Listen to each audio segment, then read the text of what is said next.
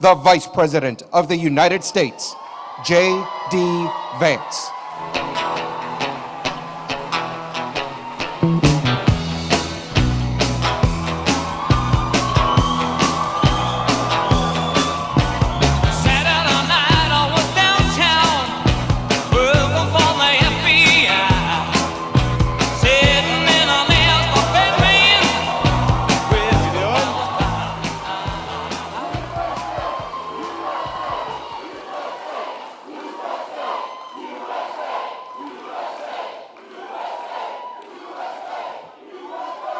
Thank you. Please, you guys, what a crowd. We love you too. Thank you guys. It's good to see you. It's great to be back in the great state of North Carolina. Thank you all so much for having me. I want to thank, first of all, these incredible law enforcement officers we have behind us. Thank you all for your service and for what you do. It's a good-looking crew. It's a little hot in here. If those of you who are watching at home don't know, it's a little hot in here. And they've got their navy blue uniforms on over here. I bet they're even hotter than we are, standing up there under the spotlight, but they've done much tougher jobs, I think, before. So we're thrilled to have you guys here. And I just wanted to say to all the law enforcement who are in this building, to all the law enforcement who are watching at home, we love you, we're grateful to you, and we're always going to stand behind you. Thank you. You guys. Now, I have a few other thank yous before we get to the meat of what I wanted to say here. First of all, we're in this incredible hangar, and it belongs to Dennis and Kay Yates. Where are Dennis and Kay at? Where are you guys? Thank you all so much. Thank you guys for having us. And of course, we're also thrilled to be joined by the hangar's previous owner, Jack Rouse. So Jack, thank you so much for building this thing and for having us. It's good to be here. Now, I'm joined by one of my favorite former Senate colleagues, and that is the great Senator Ted Budd from North Carolina. Ted, thank you so much. A very good guy. And I assume we have some other Republicans in here, so are we going to send Ted Budd a great fellow senator and Michael Whatley from the state of North Carolina?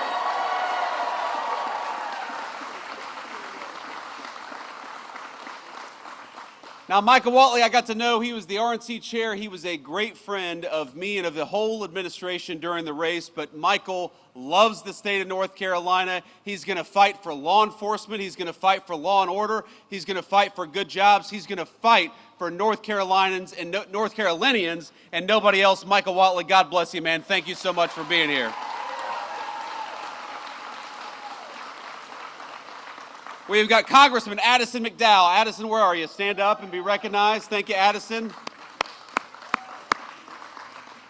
All right, this is your first term, right? Are you happy what you signed up for? That's good. Okay. Let's be honest, he couldn't say no, even if he wanted to, but he loves serving the great people in North Carolina and Washington. He does a very, very good job. And then I also want to give a shout out to Mark Harris. Mark, where are you? Please, Mark, you're a great guy. Thank you for everything.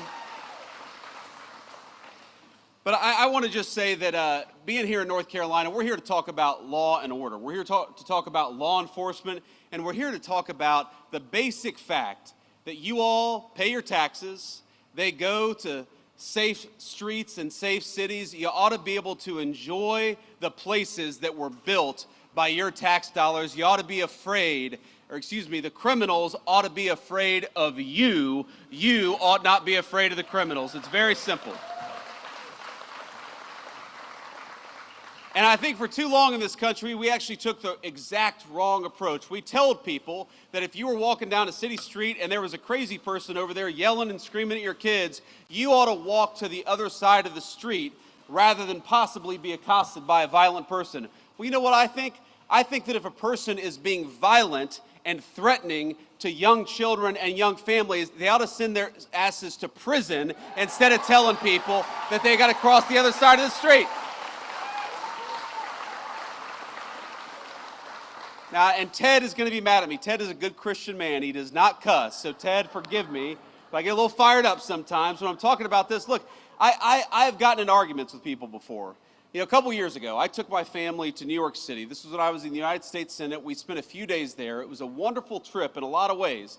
But, you know, every time we went to the subway, I'd have one of my kids grabbing onto my leg or afraid because there was a crazy person yelling, hollering, and screaming at a 3-year-old little kid.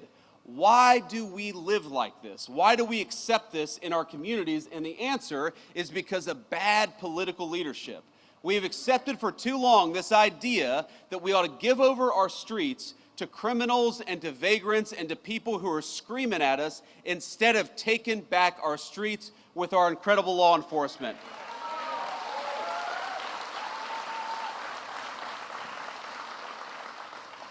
And there are so many things that we can do. You know, in Washington, D.C., the first 2 months that we surged the National Guard, that President Trump surged the National Guard into Washington, D.C., there were no murders. Not a single murder for 2 weeks in the streets of Washington, D.C. And you know, we have all these world leaders who come. And we'll tell them, you know, we haven't had a murder in Washington, D.C. in 2 weeks. And these world leaders will look at us and say, is that supposed to impress us? Like, that doesn't sound very good. But you know, to Washington, D.C., which averaged last year a violent murder every other day, 2 weeks without a murder was a hell of a track record. And then we just surged the National Guard to Memphis, Tennessee. Again, a Democrat city in a red state, but where the mayor said, we are sick of our people being afraid to walk safely on the streets, so why don't you help us? And that's our basic attitude in the Trump administration is, look, we should not allow people to take over. We should not allow these violent criminals to take over city streets. And if the local government wants our help, if the local authorities want our help, then we are going to help them because we stand for American safety everywhere, whether it's a big city or a small one. Thank you, young man. So this is what it means. Being pro-law and order is actually not that difficult. There are some things we do, some issues we address that are so complicated and so challenging, but supporting our local law enforcement is actually pretty easy. It's just a question of political willpower. Here's thing number one, very simple. If our great police officers find a violent criminal and lock them up, we ought to keep them locked up instead of letting them back on our streets with a slap on the wrist.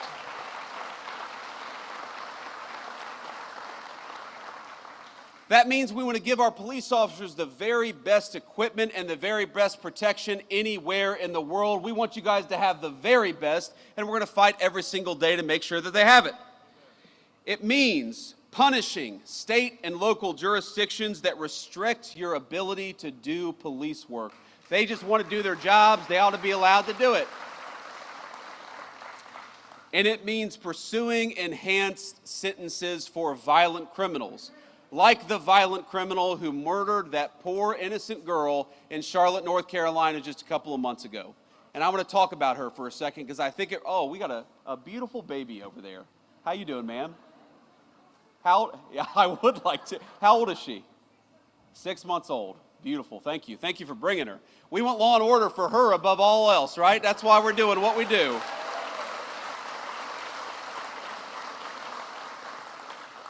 But we all know a couple weeks ago, and it's one of these things that got bumped out of the news because of the political assassination of Charlie Kirk. And so let me talk just a bit about that. You all know Charlie. He was a great guy. He was a great husband, a great father. He believed in two things, I think, above all else. Number one, the second most important, is he believed in political debate in the United States of America, that we ought to talk about our disagreements and not attack one another over our disagreements. And he gave his life dying for that principle. And the second thing he believed, and it was the most important, is that he wanted to be a Christian evangelist. He wanted to bring the gospel everywhere, and he saw connecting with people and debating politics as an opportunity to talk about his faith. And I think it's important to honor him by recognizing that this is a kid, and he died at 31 years old. This is a kid who every single day, he would go to these college campuses, he would talk for 3 hours with anybody about whatever they wanted to talk about, and he believed in the civic virtue of open debate. He gave his life to protect that civic virtue, and he gave his life serving that civic virtue at the highest level. He was a great guy, and his loss was the nation's loss. And Erica, we love you. Erica's his beautiful widow. And I think you all will join me in saying that what happened to Charlie was disgusting, it was unacceptable, and it is the most anti-American act of violence that we've seen in the last couple of weeks in this country. It was a disgrace.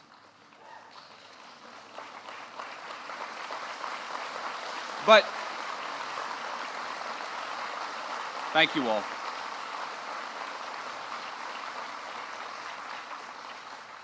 I appreciate that, and the thing is, it actually bumped out of the news this terrible story in Charlotte. And here's the basic summary, as far as I can recall it, is you have a violent criminal who has been arrested 14 times, often for very violent offenses, who gets on a bus with an innocent young girl, 22 years old, and slits her throat, and she dies.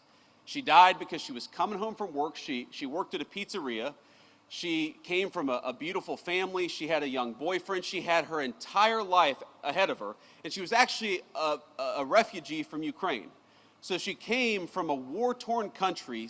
She sought shelter in the United States of America. And because of soft-on-crime policies, she was murdered here, not in the war-torn country she came from. Isn't that a disgrace? And isn't that an insult to the incredible law enforcement officers who arrested this person 14 times? They did everything that they could to keep this thug off the streets, and it was the political leadership that failed, and we got to be honest about that.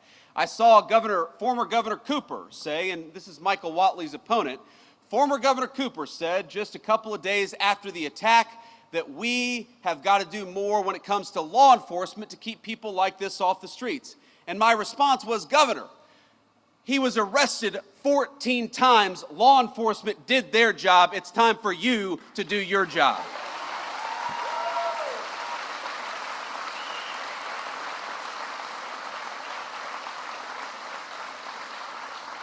And it's so amazing to me, political Democrats, I don't think it's all Democrats. I actually think most Democrats want what most Republicans want, which is safety in their communities, but they always manage to turn issues of crime into a distraction about race. They always try to say that law enforcement, locking violent criminals up, is inherently racist. And I gotta be honest with you, that's an insult to white people, it's an insult to black people too. Because all of us just wanna live safely in our communities. It doesn't make an ounce of sense to me. But I actually, because of these Democrat talking points, I went and looked up. Do you know that in most big cities, the gross majority, over 90% of violent crime is committed by fewer than 1% of the city's residents?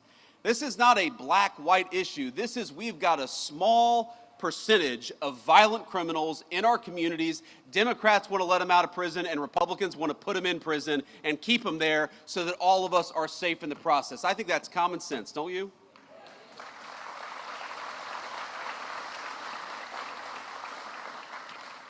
So I also got to talk a little bit about another law and order problem. I said Charlie Kirk's assassination was the most political and disgusting violence that we've had in this country in the last couple of weeks.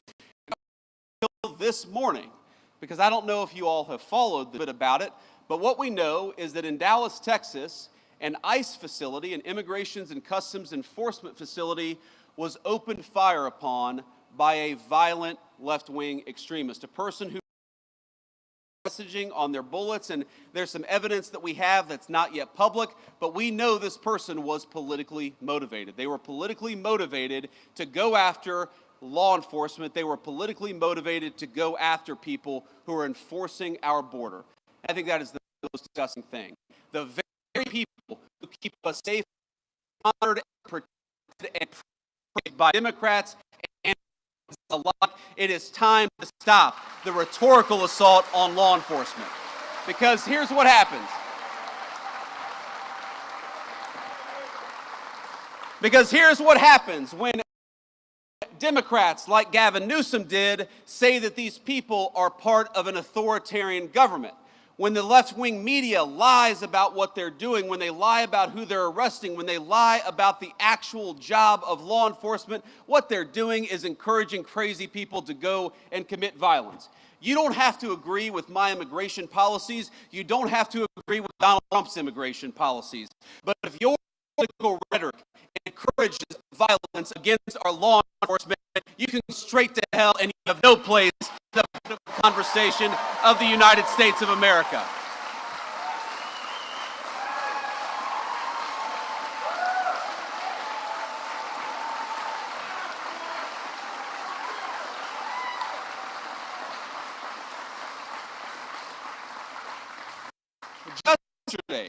Just yesterday, NBC News, maybe the worst of all the fake news, and I'm sure we have an NBC reporter out there.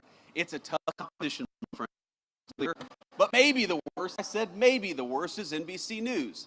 And they said that immigration enforcement, you know what they said? That immigration in order to get to that girl's father. Turned out that story was a complete fabrication. It was a complete dishonest lie.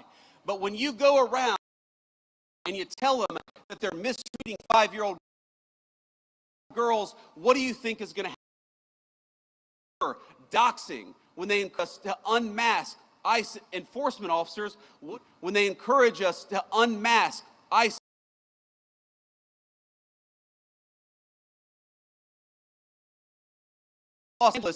to get in the face of our law enforcement, what's going to happen? What's going to happen is political violence, and political violence has gotten out of control in this country. We got to stop it. We got to condemn it, and that starts, unfortunately, at the very top of the Democratic Party. If you want to stop political violence, stop attacking our law enforcement as the Gestapo. If you want to stop political violence, stop telling your supporters that everybody who disagrees with you is a Nazi. If you want to stop political violence, look in the mirror. That's the way that we stop political violence in this country, and we've got to do it.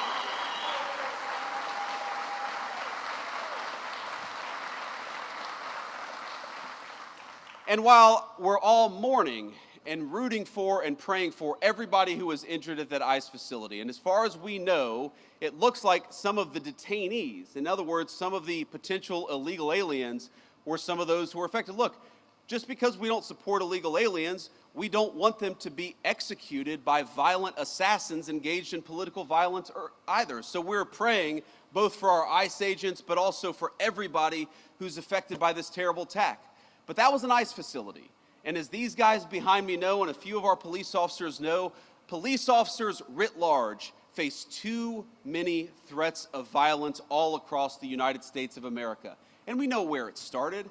We all remember the summer of 2020 when all of these violent protesters were encouraged to treat police as the enemy instead of as the solution. You'd take 1,000 police officers, you'd find one person who didn't do something perfect and use that one guy to tarnish the other 999 police officers. Well, I would like everybody, whether a Democrat, a Republican, or an independent, especially those in political leadership, can we all just agree that our police officers are heroes, that they are public servants, and that the first and most important step of keeping all of us safe is to keep our police officers safe, because they are the thin blue line between civilization and chaos. Thank you all.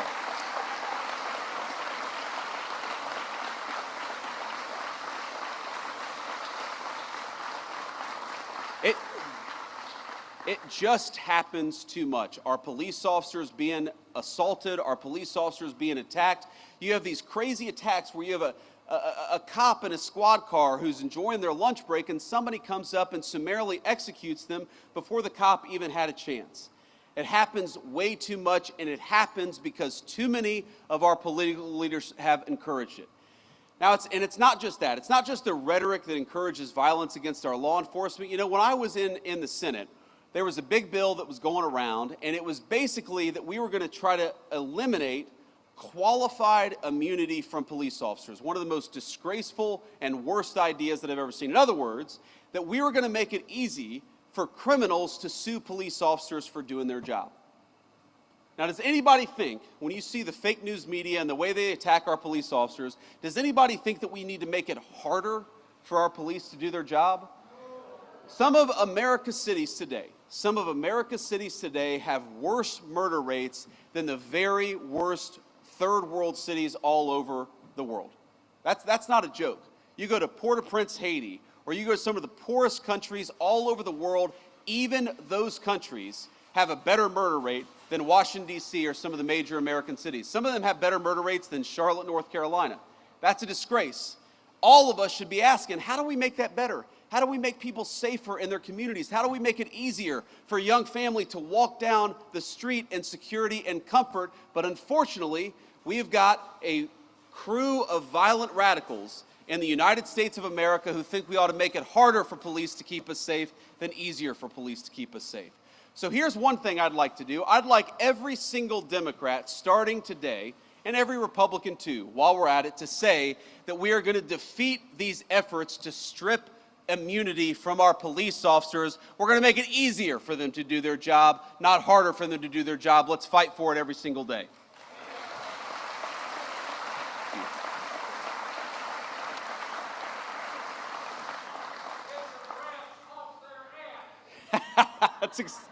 That's exactly right, sir. That's exactly right. You can say that, but I can't. I've hit my quotient for cuss words today. I don't want Ted Budd to disown me, so I'm not going to say that, but we can run the clip back later. But let me just leave you with one final thought here.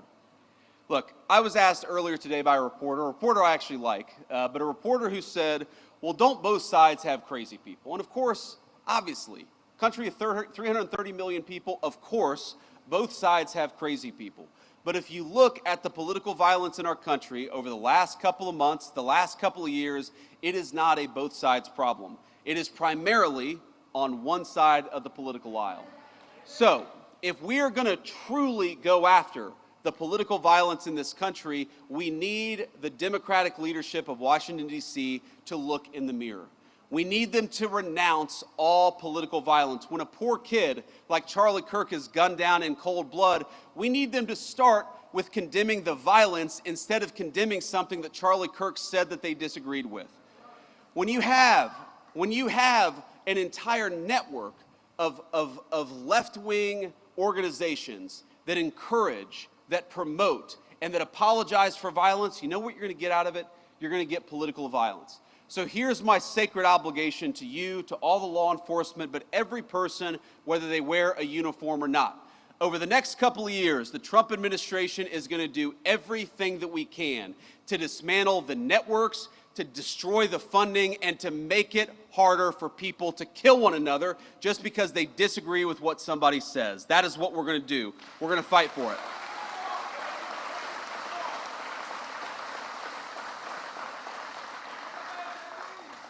Let me just leave you with this one final thought. Now, most of the time when I go around to events like this, I'm talking about our big, beautiful bill, our working families tax cuts. And I want to leave us just with a reflection on that, because while we're on order today and we're honoring in which we rebuild the American dream is by allowing you to keep more of your hard-earned money. And that bill that these great congressmen worked on and the great senator here, what it did was very simple. It increased the child tax credit. It meant pay by about $10,000 over the 4 years of the Trump administration. It means that if you're working on tips or if you're working an overtime shift, the government is going to take less of your money. And I think that's a pretty good idea, because if you're working hard, I think the government ought to keep its hands out of your pocket. We're going to do all those things, because I believe the American dream is fundamentally about this principle. It's about the principle that for all the parents and grandparents out there, and I'm now the parent of 3 beautiful young kids, I just want them to have a better life than the life that I have. That, to me, is the core of the American dream. The promise that if you work hard and play by the rules, we're going to give our kids and we're going to give our grandkids something that's just a little bit more prosperous, a little bit more secure, and a little bit more proud than what we were given when we were kids. That is, I think, our sacred obligation. That by inheriting a great country from our parents and grandparents, we got to pass on something even greater to the next generation. But none of that matters without law and order and public safety. How can you have the American dream if you can't walk down your neighborhood in safety? How can you have the American dream if you're worried about getting mugged when you're taking your family out to a nice meal downtown? How can you have the American dream when every celebration, every big moment in a person's life, you're too worried about violent crime and not focused enough on the things that make life worth living? One of the things that we have got to get back to remembering is that if we want to preserve the American dream, we've got to preserve the right of everybody, rich or poor, to live in safety and security in their neighborhoods. You know, when I grew up in Middletown, Ohio in the 90s, we didn't have a whole lot of money. I was raised by a woman who struggled very often to put food on the table and clothes on her back. Mamaw. Everybody loves Mamaw. Most of all me. But you know what? For all of the problems that we had, for all the times that Mamaw was worried about where our next meal would come from for all the times terrified that she wouldn't be able to make an important bill payment, we never worried about public safety. And the reason we never worried about public safety, the reason she knew I could go across the street and play in the park in safety and comfort, is because we had something in this country. And that was a recognition, Democrat and Republican, that we stood with law enforcement and we stood with their mission. It didn't matter what your political affiliation was. We wanted to support people who kept our communities safe. And that's something we've gotten away from, because a lot of the people who report on the news, a lot of the people who actually make policy in Washington, D.C., let's be honest, they are wealthy people who can block themselves off from the consequences of the policies they impose on the rest of us. Now maybe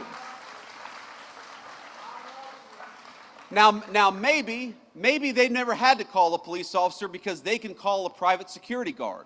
Maybe they've never had their home broken into because they live behind a gated community.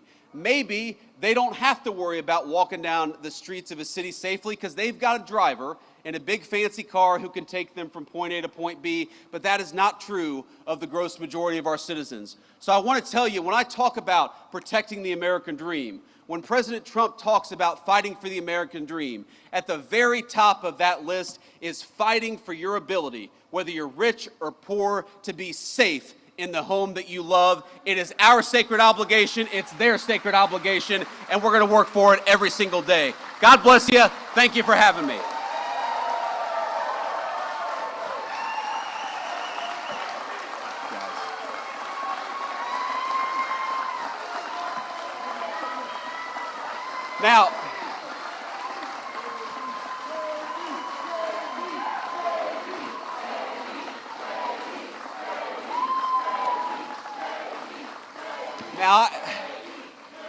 Now I forgot. I told the fake news, and I'm sure there's some real news back there. I told them I'd take a few questions. So I'm not getting out of here just yet. We'll take a few questions from the reporters. I would prefer to start with some of the local North Carolina folks, and then we can take some national questions after that. Do we have a microphone back there? Hey, Vice President. I can't see you. Over here. Yes, Mr. sir. Vice President, Thank you. for taking questions from us, and thank you for visiting Concord. You referenced the awful death of Irina Zarutska. I'm just curious, have you had the chance to watch that awful video that was released by Katz, and what your thoughts are after viewing it? Well, yeah, you know, I've honestly seen a lot of gruesome footage, some involving my friends over the last couple of weeks. But the footage of Irina getting stabbed to death is very hard to watch. And I have not seen the whole video from start to finish. I had to cover my eyes for part of it because it is so gruesome, and maybe I should just stare at it. Maybe all of us should stare at it to know the kind of evil that we're actually confronting, because what happened to her was really, really disgusting, and I think it comes from a deep and dark and evil place that exists, thankfully, in a very few number of people, but those people we ought to lock up in prison so they can't get anybody else. But when I saw that video, you know what really got me as a father? I've got 3 little kids, 2 boys, and my youngest is a baby girl. She's 3 years old. She is the apple of my eye, as you dads will know. Daughters just have an effect on us. They get away with more stuff. They don't they? Yes, they do. It's kind of annoying, actually. She gets away with things she should not get away with, that her brothers would never get away with. But I look at this girl who's 22 years old, and I think to myself, you know, I would love for my daughter to have the kind of life where she never has to worry about that. And there's this moment where she looks up at her attacker and she covers her mouth, and you realize what's going through her head. She knows that something very terrible has happened to her, and I hope that she didn't realize it for too long, because that is unimaginable suffering. But if you're a man, I don't care what skin color you are, I don't care whether you're rich or poor, but if you're a man and you see the pleading eyes of a girl looking up for protection, then we have to protect our girls and our women in this country.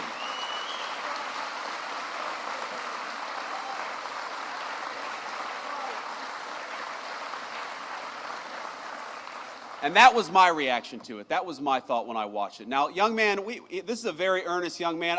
He doesn't look like a journalist to me, but go ahead and shout out a question, because I'm not going to deny that level of energy and that level of passion. First of all, what's your name?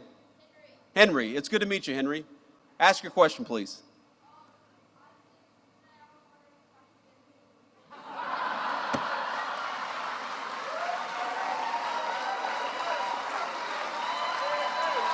Come up here.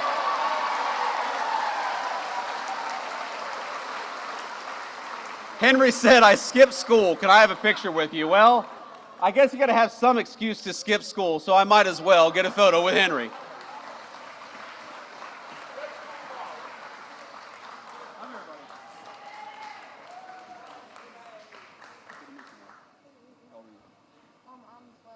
Well, all right. Okay. This.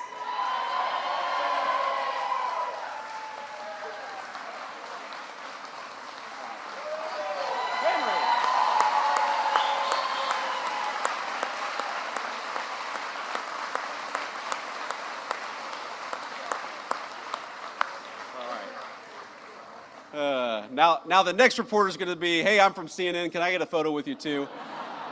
I wish that I got questions that easy. I'm not holding out hope. Sir, can we get you a microphone? I can't hear you, sir. Gotcha. I'm Jordan Green with Raw Story. President Trump and other speakers here have blamed former Governor Cooper and the mayor of Charlotte for Irina Zarutska's death. Do you also hold the North Carolina General Assembly responsible, who set the laws governing pretrial release that may have affected this crime? Well, look, I think every politician who didn't work hard to keep violent criminals behind bars deserves to have some of the blame. But at the very top of that list is Governor Cooper. Because at the time that we were pushing these soft on crime policies, Governor Cooper was the man in charge. Now, I know we've got some great North Carolina legislators, and I might call them out if they're here. Do we have North Carolina House Speaker Destin Hall? Where's Destin at? Destin, thank you, man. We got Phil Berger here. Phil, thank you so much. Senate President Pro Tem. We've got County Sheriff Van Shaw. Where's County Sheriff Van Shaw? Thank you, sir. We've got Cabarrus County DA Ashley Shanley. Is it Shanley? I got that right? Okay. Of course, we got North Carolina GOP Chairman Jason Simmons. Jason Simmons that's a celebrity in the Trump White House there. North Carolina Labor Commissioner Luke Farley. Luke, where are you? Luke, thank you. And I know that our great North Carolina local legislators here have worked very hard to solve some of these soft on crime policies and make it harder to let violent criminals out so easily, and to demand that when you have a violent criminal who goes in, the person stays there and doesn't get a slap on the wrist and released to commit more crime in the community. That's what we want. We don't want a criminal justice system that goes after innocent people. We also don't want a criminal justice system that lets obviously violent felons out of prison without any real consequences. It's just very simple. And again, I go back to the statistic where we have got such a small number of people who commit so much of the violent crime if we just locked them up.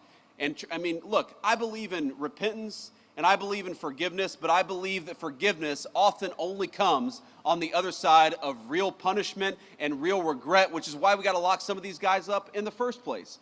So yeah, I blame the political leadership, and I can't get over a governor who pursued soft on crime policies, Roy Cooper, who pursued soft on crime policies, who let violent criminals out of prison, and then after Irina was murdered, to have the audacity to blame our law enforcement. Law enforcement arrested this guy 14 times. They did their job. It's time for the politicians to do their job too. Next question. Vice President Vance, thank you so much for taking questions. I'm Casey Jones from WCCB Charlotte. When it comes to cracking down on crime in cities like DC, Memphis, Chicago, sending the National Guard, what specific metrics does the administration use to decide where those resources go? And can we expect that kind of response here in Charlotte anytime soon? Well, look, if the mayor of Charlotte and the governor of North Carolina asked for our help, we would absolutely send it, because we believe in helping people regardless of whether they're Democrats or Republicans. We would love to have the mayor of Charlotte reach out for our help, and you asked what the metrics are. That's one of the most important metrics. We want to go where we can have a real partnership between local law enforcement and the federal officials so that we can root out the crime. And that goes to the second metric. What is the most important thing? You can tell how many people are being murdered in a community. You can tell how many carjackings there are. You can tell how many armed robberies there are. There's way too much violent crime happening in our country. And when we look at an American community, again, we don't care about their politics. When we look at an American community where people are suffering because of violent crime, our response is we want to help, just let us. And I'd encourage everybody to talk to your local officials. I know we're a little far away from Charlotte, but to talk to your local officials and encourage them to ask for the help of the Trump administration. We are willing to provide it. We want fewer people to be affected by violent crime, but these guys have actually got to play a partnership role with us. And unfortunately, way too many of them, some of these people, it's crazy. They are ruling over cities that have violent crime rates that are worse than Mogadishu, and they say, no, we don't want Donald Trump to come in. Well, excuse me, if you don't need the federal help, then why is your murder rate so terrible in the first place? You do need the help, you just need to admit it. Thank you, Casey. Next question. Vice President, Michael Warwick, I'm with WBTV. Welcome to Race and Country, first of all.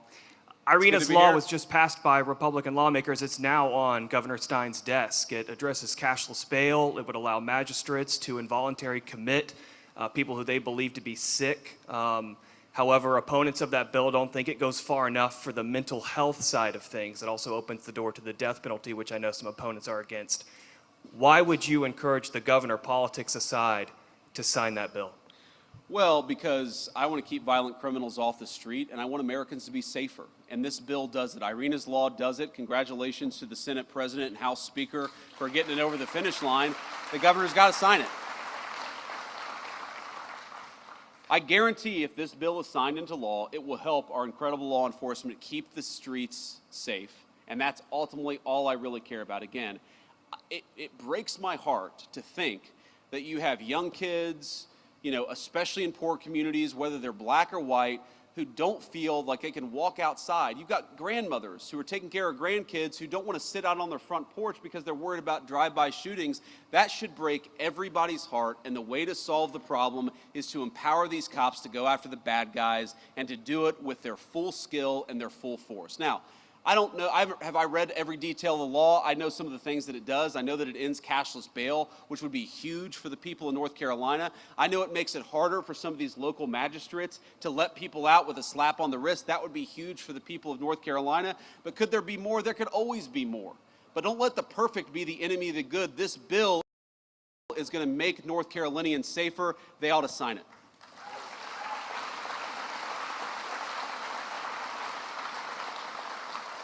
Hi, Mr. Vice President. It's Kit Maher representing the White House TV pool today. I just have two national questions for you, if you'll allow it. Go ahead. Number one, on Ukraine, President Trump said that Ukraine can fight and win back its territory. Could you explain the shifting stance there from stopping the bloodshed immediately, ending the war, and now saying that Ukraine should fight?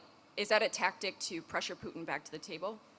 We'll go ahead and do the second question. Yeah, second question. Last year, when I was covering you on the campaign trail, you told Joe Rogan that the difference between Harris and Trump is that Trump is not trying to censor his fellow Americans. I'm wondering if you can square your fervent belief in free speech with what's going on now with Jimmy Kimmel and the FCC pressure. I'd love to hear your thoughts on both of those.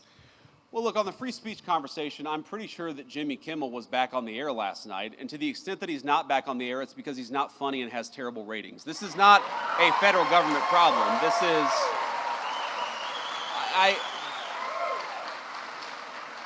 and Kid, I want to answer your question in good faith. What people will say is, well, didn't the FCC commissioner put a tweet out that said something bad? Well, Kid, compare that, the FCC commissioner making a joke on social media. What is the government action that the Trump administration has engaged in to kick Jimmy Kimmel or anybody else off the air? Zero. What government pressure have we brought to bear to tell people that they're not allowed to speak their mind? Zero. We believe in free speech in the Trump administration. We are fighting every single day to protect it. Now compare that to the Biden administration, where we found out just yesterday that conservatives on YouTube and on a number of social media platforms were being censored. Why? Because the Biden administration picked up the phone and said, we want you to censor our political opponents. That is real government censorship, and it left the White House when Joe Biden left the White House. Now to Ukraine. Look, I've answered a version of this question probably 100 times over the past 3 months. And one of the things I'll say about the president is that he is responsive to the reality on the ground. And the reality on the ground is that, number one, we have engaged in incredibly good faith negotiations with both the Russians and the Ukrainians. And I believe the president is growing incredibly impatient with the Russians right now because he doesn't feel like they're putting enough on the table to end the war. That's number one. Number two, the president has grown very confident that this war is bad for Russia. You hear me say this all the time. You hear the president say this all the time. The war is bad for Russia. It's bad for Ukraine. It's bad for America. We want the killing to stop. That remains the president's position. But the president also can look at reality on the ground. He sees the economic numbers that are coming out of Eastern Europe. He sees the number of dead people, both Russians and Ukrainians, that are happening in that war. And the president is telling Vladimir Putin, it is time to stop the killing. He would say that to Zelensky. In fact, has said that to Zelensky. He wants this war to end, and he's doing everything that he can to stop it. But look, if the Russians refuse to negotiate in good faith, I think it's going to be very, very bad for their country. That's what the president made clear. It's not a shift in position. It's an acknowledgement of the reality on the ground. We're going to keep on fighting for peace every single day in the Trump administration. And I'll do one more question here. Another question. Sir. I want to take it from you. Good afternoon, Mr. Vice President. Monica Casey, WRAL out of Raleigh. We are coming up on the one-year anniversary of Hurricane Helene's devastation. Sure. What is the administration doing to speed up the distribution of federal aid for that disaster? Yeah, so just in the last week, the Secretary of Homeland Security put another, I believe, $64 million into the disaster relief effort. We inherited, I'm going to be honest with you, a FEMA that was mired in bureaucracy and red tape.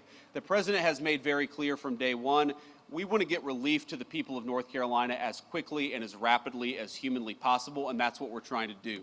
The second thing I'll say is that I understand the governor had a very good call with the president, I believe on 9/11 actually, about a week and a half ago. It may have been, the day before or the day afterwards.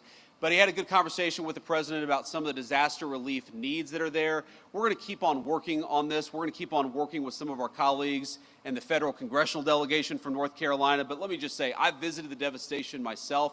I want the people there to know we continue to think about them, we continue to work on this issue, and we're going to make sure that we never forget that area of North Carolina and the devastation that storm caused. Great. All right. On that note, I just want to say you guys have been an incredible group to get to spend some time with. Henry, I hope you got the photo you needed. So are you going to get like a tardy, Henry, or what's the deal? If you get a photo with the vice president, you're allowed to have an excused absence? Is that how that works? Okay, he doesn't know, actually. Henry is not as confident in that question as I would have hoped, but it's great to meet you, my friend. It's great to be with all of you. Just remember, we've got a very, very important job, and each and every single one of us has a role to play. To our law enforcement, thank you for the job that you do. We're going to keep on fighting for you in the Trump administration. We're going to keep on fighting for safety and security all across the state of North Carolina. God bless you. Thank you for having me. Detroit Auto Worker, let me thank you for your